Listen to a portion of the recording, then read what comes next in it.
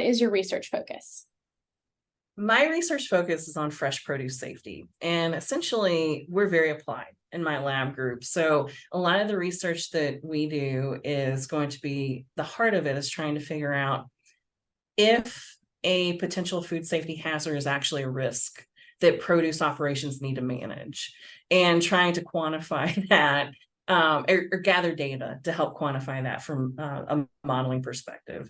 We also do a lot of research looking at interventions, right? So if something is an issue and you do need to manage it, well, then what's the most effective way to manage it? And trying to see what's the most simplistic route for trying to arrive at conclusions for, and it's things like, everybody has a kitchen, right? We all go through cleaning things, hopefully, in our kitchen.